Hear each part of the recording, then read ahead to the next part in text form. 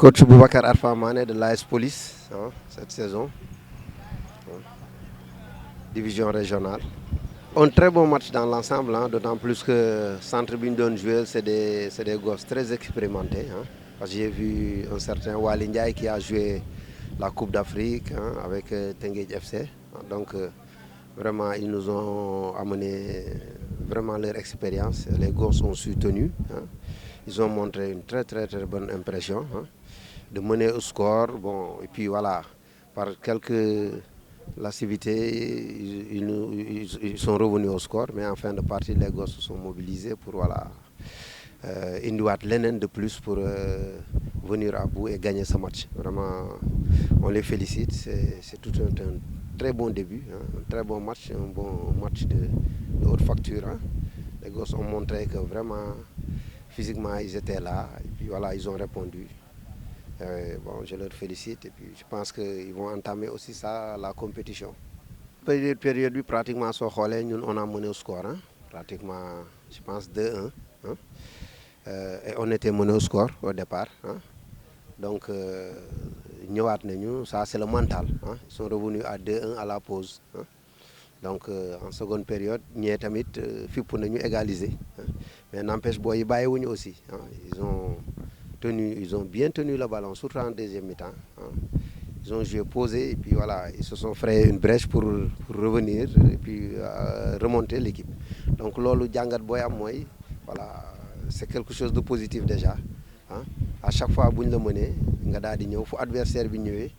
jaaxle woo am nga gën dal téye bal bi football ba war a mën a ñëwaat revenir au score ba gagner match bi déjà c'est formidable. Donc mental boobu la ñu doon xaar ci ñoom bon ils l'ont fait, ils l'ont bien fait. Police gis nga police ku xam légende mag yëpp fi mu jaar je pense que fii du place am c'est une équipe li mu def au niveau africain ñu naan la police mi ngi en division régionale mais loolu ça fait tiquer parce que man je pense que sama présence tey en grande partie loolu ci la bokk. Les gens sont fait appel à moi pour xool lan mooy sooxe ensemble avec mes techniciens yi fi nekk des gens aussi très dégourdis vraiment ah yoo xam ne ils sont vraiment à mon écoute. Et puis dans une très bonne ambiance et une très bonne collaboration je pense que ensemble suñu téyee suñu poussé alors ñu ngi ci yoon bi quoi waaw maintenant voilà on attend la compétition pour voir ce que ça va donner réellement mais moi je suis très pessimiste parce que ils suivent les gosses sont attentifs voilà et puis à chaque fois que l'entraînement se fait à l'entraînement et au match d'entraînement le transfert se refait bon je me dis que voilà c'est des gosses qui sont à l'écoute et qui sont très disponibles pour voilà pousser cette équipe et les hisser parce que police réellement régional du place am quoi. Xam nga préparation c'est au niveau je pense national sax laa mën a wax quoi parce que aussi autorité football yi ñoo ñu war a dimbali surtout en division régionale parce que ñun tey waroon nañu mën a dem yori ligue professionnelle bi ak yooyu mais ñëpp mënuñu nekk foofu. Aussi suñu waxee au Sénégal da war a defar football bi ça doit commencer à la base donc ces équipes là waruñu nekk en rade parce que soo xoolee équipes yi nekk ay régional ay national 1 national 2 mais c'était des équipes de renommée yoo xam ne ils ont tout fait pour le Sénégal donc ce championnat là les gens surtout les autorités étatiques et les autorités fédérales dañu war a def seen lay kattan pour que alors ce championnat régional puisse am beneen ampleur puisse am visibilité voilà puisse faire des compétitions régulières pour que ces équipes là vraiment mën a revertir leur blason d'antan quoi parce que vraiment c'est un cri de cœur que j'appelle là c'est une très bonne chose je pense que Sénégal waroon nañu dépasser sax stade bi que les gens di wax ne trempe stade yi la ñu war a am par rapport ak suñu football fi mu toll on peut pas être premier en Afrique et suñu rang mondial kenn dootu ko nettali n'est-ce pas dem coupe du monde jusqu'en quart de finale nous comment dirais-je championne d'Afrique mais ñu naan au niveau de la capitale il y a pas de stade parce que le stade ne se situe pas dans la capitale combien de kilomètres dans la tey Demba Diop devait être voilà un stade pareil où voilà parking et tout ci kaw nit ñi di jouer ci kaw voilà le modèle le standing qu'il faut venir hein Assane Diouf maintenant dans la léthargie Iba Mar qui doit être refait et choses comme ça hein donc je pense que yooyu yëpp nit yi dañ ci war a atterrir et Cambérène espace bu extraordinaire Yoff Parcelles Pikine mais je pense que temps bi ñu def pour defar stade yooyu si on mettait les moyens là je pense que football kenn dootu ko waxati comment dirais-je l'essor du football dans la petite catégorie dans la banlieue et autres dootuñu ko wax au niveau de Sénégal donc nous ferons énormément de jeunes talents je pense parce que y a les techniciens qui sont là. Bon, les dirigeants de la police, je pense que aussi c'est une institution, n'est-ce pas? Mais n'empêche, voilà, c'est des grands sportifs qui sont là, comme à l'image du général que je connais depuis belle lurette, avec qui j'ai habité pendant des décennies, n'est-ce pas? Et le commissaire Djibril Kamara, qui est un grand sportif, avec qui j'ai joué depuis en cadet en 1986. Depuis lors, on s'est mis ensemble. Depuis qu'il est dans le projet, je me suis dit, voilà, je dois amener ma touche à ce qu'il entreprend. Donc il a des ambitions pour cette équipe de la police. Je pense que mon objectif, c'est voilà, de pousser, booster aussi les autres du def comme moi. Parce que ce que la police leur a donné, en retour, war nañ ko delloo cette équipe. Parce que yàlla dimbali na leen c'est des personnes vraiment des autres autorités policières ñooñu ku ci ne war nga te xalaat aussi que am nañu ay doom demain ils peuvent être des footballeurs. Donc, pensez à élargir ça pour l'académie de la police aussi. Parce qu'on doit avoir ici des U15, U13, hein, U17, et ainsi de suite. Donc, Koutine, que c'est un fief, war nañ ko wara mëna préparer fi avec des jeunes techniciens, y compris études sport au niveau police. Je pense que voilà, police soxlatul di djégani joueur wala affaire yu démé non parce que au sein de la famille policière sax ci bopam defena l'équipe de la police peut sortir émerger et puis voilà continuer à se maintenir et ça ne permet que d'avoir alors nous tuddu ben tiofel nous tuddu sur tout ce que vos parents ont hein, et tout ce que vos parents font dans ce métier. Je pense que juddu ci lolu magge ci am amouru club bobu parce que voilà sa papa lolu la donne je pense que voilà lolu dara daxu ko hein. Voilà, je pense que lolu lay am mes joueurs aussi je les encourage hein, parce que vraiment il y a de la discipline hein, il y a de la générosité dans l'effort surtout hein, parce que lu metti muk ba nga gis ñu branché je pense que aussi lolu la. Je pense qu'ils sont conscients de ce qui leur amène. Maintenant, il faut les accompagner, il faut les motiver pour que voilà, cette équipe-là, cette année, quitte rapidement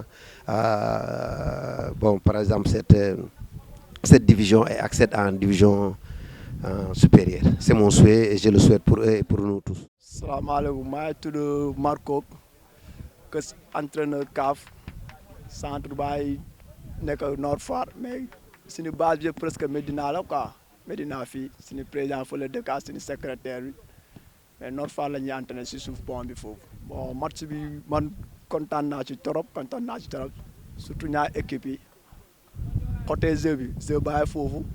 ak côté rigueur bi engagement bi surtout loolu laa doon wax léegi nii kës bi ma ne ko franchement bu ñu dee di am genre match yi nañu arrangé trop. Première période bi ñu ñëw nañu joué nañu bu ñuy démarré tak ñoom.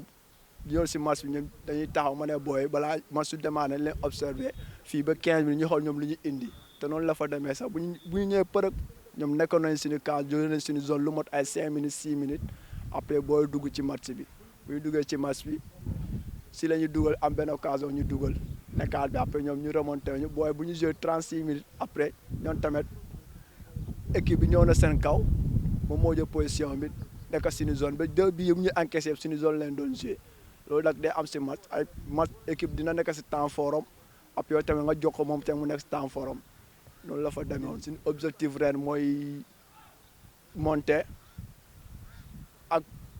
junior tamit coupe du Sénégal boo seetee keroog junior tamit ñëwoon nañ jouer fii mais boo tamit defoon nañ fi match bu baax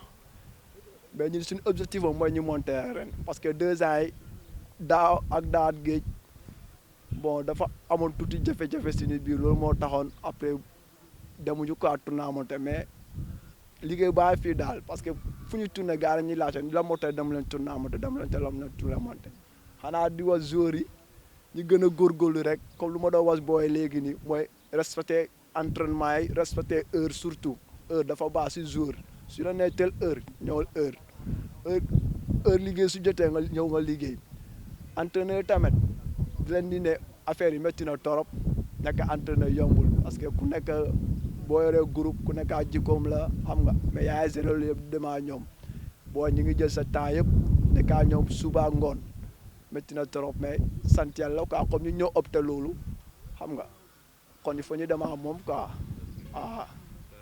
merci. salaamaaleykum man la Serigne Fallou Bal nekk capitaine centre CAF. asalaamaaleykum maa ngi leen di nuyu di leen sant bu baax a baax man maa ngi tudd Pape Amadou Bamba Sagna nekk milieu terrain wu ASFO. impression bi ma am ci match bi moo que y a eu du répondant c'est un match bi nga xam ne vraiment y a eu du rythme puis aussi j'ai constaté que y a eu du jeu waaw donc amoon nañ benn adversaire bi nga xam ne quand même indi na adversité. Je peux dire qu'aujourd'hui on a livré un bon match. Après, l'adversaire aussi était de taille. Donc, ils ont procédé par des contres. Boo xoolee bii ñu jël yu bëri premier bii non deuxième bi ak premier c'est des contre-attaques yoo xamante ni. Macha Allah indi na aussi intensité dans le jeu bon sant Yàlla aussi on a eu à répondre aussi à leur attente parce que ñun aussi bon vrai que indi nañ fi li nga xam ne lu dëgër la intensité et tout mais malgré ça aussi on a su répondre ba tax na tey ñun ñoo am ndam. Donc nous nag de notre côté j'ai vu que il manquait un peu de rigueur sur le marquage sur les passes mais malgré ça on a livré un bon match donc dire que c'est notre deuxième match amical et voilà il faudra que ñu gën a góorgóorlu surtout côté physiquement inchallah. Bon premier mi-temps li ma ci gën a gis mooy moo ëppoon intensité nag quoi moo ëppoon intensité donc y a eu moins de jeu si la ñu gënoon gis ay occasion et tout. bi si premier 15 minutes yi on était dans le match donc ñu ngi doon diriger donc après par la suite l'équipe adverse jël le match en main donc xaw ñu bousculer un petit peu quoi donc en deuxième mi-temps tamit avec le vent amoon nañ apport au vent bi donc mënoon nañu dugal plus de buts. Mais on a manqué beaucoup d'occasions et je peux dire que aussi voilà il fallait donc être beaucoup plus réaliste devant les buts quoi. Club bi objectif moom mooy yéeg en National 2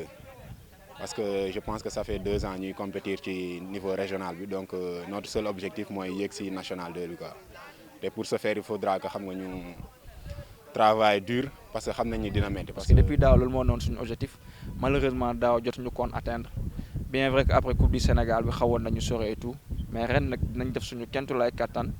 surtout que xam nga gars yi investir nañu ils ont mis les moyens et tout donc je pense que les joueurs aussi sont dans de bonnes conditions et inchallah on va mettre le paquet vraiment pour s'en sortir. Toujours continuité rek continuité ndax mooy li ma wax sànq motivation baa ngi fi donc nañu continuer juste ci lancer boobu noonu gën a yokk nag ndax noo def baaxul. pas baaxul autant pour moi mais noo def doyul. Waaw sama mbokku joueurs yi li mu leen di lancer moom mooy ñu gën a liggéey quoi ñu gën a liggéey parce que liggéey rek moom mooy fay quoi waaw parce que je pense que il faut pas se limiter seulement ci entraînement équipe bi donc quand on s'entraîne le matin l'après-midi je pense qu'on a largement le temps tëdd noppaliku ngoon gi nga demaat def sa deuxième séance pour loo xamante ni yow yaa koy yokkal sa bopp individuellement. Parce que joueurs yi war nañ gën a mën a nekk ci conditions yi gën a mën a baax bien vrai que nag gis nañ ñu ngi góorgóorlu mais ñu ngi leen di ñaaxaat encore ñu gën a yokkaat seen loxo tuuti parce que ñun joueurs yi soxla nañ loolu soxla nañ motivation macha allah parce que football ñëpp xam nañ ni léegi condition la qualité yaa ngi fii xam nga volonté baa ngi fii mais tout le temps dañuy soxla aussi gars yi gën a yokk góorgóorlu ci côté motivation côté wu matériaux yi gën a teg joueurs yi ci conditions yu baax yaakaar naa ni loolu képp koo ko def joueur boo ko fi defal rek incha allah dina gën a mën a am motivation pour gën a mën a dem kanam. Parce que travail collectif bi rek du doy donc loolu laa leen gën a ñaax ñoom ñu gën a liggéey gën a concentré wu ci objectif bi nga xam ne moom la ñu am et incha allah yàlla dinañu jàppale dinañu am ndam incha allah waaw di remercier tamit comment dirais-je coach yi xam nga président bi ak tout le monde donc ñoom de leur côté ñu ngi def li leen war donc ñu ngi teg équipe bi dans de bonnes conditions. Donc def lépp li leen war daal pour que l'équipe aille de l'avant donc di leen remercier ñoom ñëpp.